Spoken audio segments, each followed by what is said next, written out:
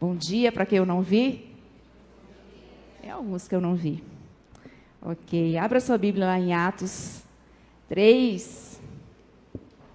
Deixa eu ver se eu consigo fazer como diz lá na Bahia, um armengo. Alguém sabe o que é isso? Não? Um improviso. Um improviso aqui. É segurar o celular e o microfone, que é difícil. Atos 3. Nós vamos ler a história, né, onde Pedro e João curam um paralítico, do versículo 1 até o versículo 10. Por enquanto, você pode acompanhar na sua Bíblia, depois a gente vai ler alguns textos que estarão projetados. Encontraram? Atos dos Apóstolos, capítulo 3, do versículo 1 até o versículo 10.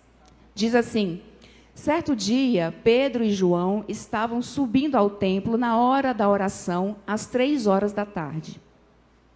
Estava sendo levado para a porta do templo chamada Formosa um aleijado de nascença, que ali era colocado todos os dias para pedir esmolas aos que estavam no templo. Vendo que Pedro e João iam entrar no pátio do templo, pediu-lhes esmolas. Pedro e João olharam bem para ele e então Pedro disse: olhe para nós. O homem olhou para eles com atenção, esperando receber deles alguma coisa. Disse Pedro: não tenho prata nem ouro, mas o que tenho, isto lhe dou. Em nome de Jesus Cristo, o Nazareno, ande. Segurando-o pela mão direita, ajudou-o a levantar-se e imediatamente os pés e os tornozelos do homem ficaram firmes. E de um salto pôs-se em pé e começou a andar. Depois entrou com eles no pátio do templo, andando, saltando e louvando a Deus. Quando todo o povo o viu andando e louvando a Deus, reconheceu que era ele o mesmo homem que costumava mendigar sentado à porta do templo, chamada Formosa. Todos ficaram perplexos e muitos admirados com o que lhe tinha acontecido. Amém? Bom, nós lemos Atos 3, e o tema que eu dou para a nossa meditação nesta manhã é Atos da Igreja de Jesus. Eu vou também ler alguns textos no decorrer do livro de Atos, que traz um pouco mais de informação sobre a atitude, os comportamentos, né, da Igreja de Jesus, né, os seus atos nesse início do ministério. E ao ler esse capítulo, espera só um pouquinho, deixa eu tirar o desliga a tela aqui, senão me desconcentra. Pronto. Podia ter feito isso antes, né?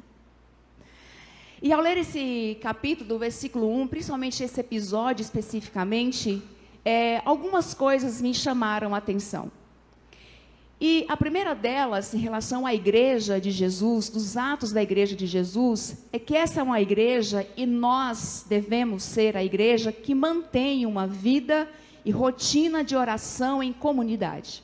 Não só a igreja naquele momento, mas nós também como igreja, os nossos atos, um deles deve ser manter uma vida de rotina e oração em comunidade. Não apenas o nosso individual, claro, o nosso individual é importante, mas também em comunidade. No versículo 1 diz assim: certo dia, Pedro e João estavam subindo ao templo na hora da oração, às 3 horas da tarde.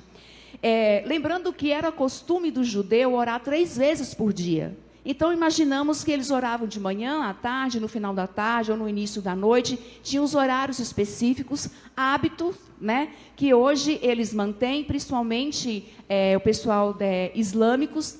Eles mantêm essa rotina, esse costume de orar 3 vezes por dia. E ele não perdeu esse hábito. A igreja, inicialmente, não deixou esse hábito da oração. Só que eles não oravam da mesma maneira. Eles se reuniam no templo, no pátio do templo, para a sua oração.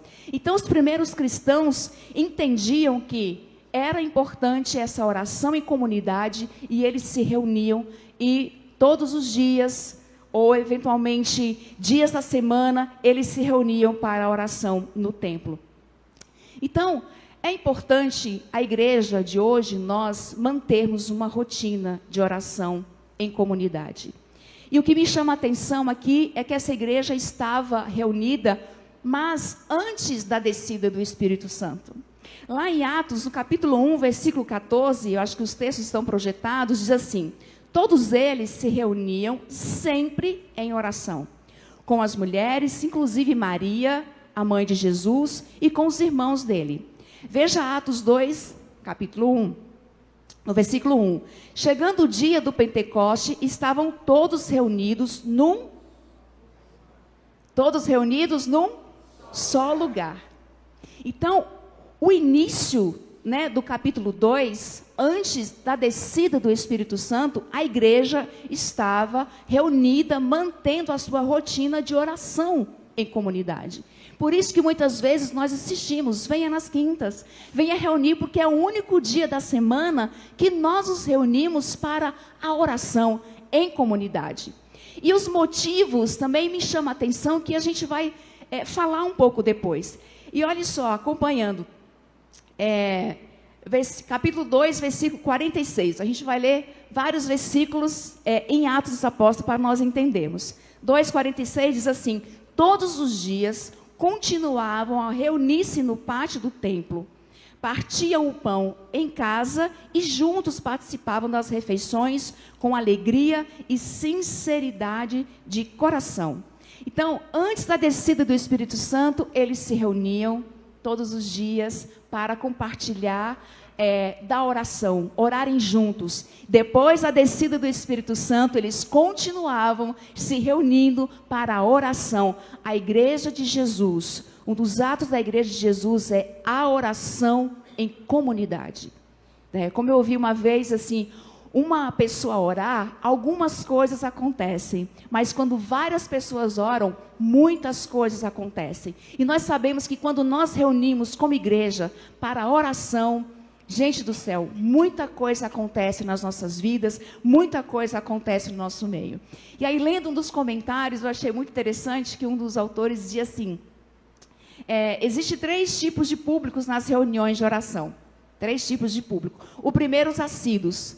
Aquele que faz chuva, faça sol, ele está na oração. Ele está lá. Todos os dias, todo dia de oração, em comunidade, ele está lá reunido. Os assíduos, os regulares. Ah, hoje está chovendo, não vou.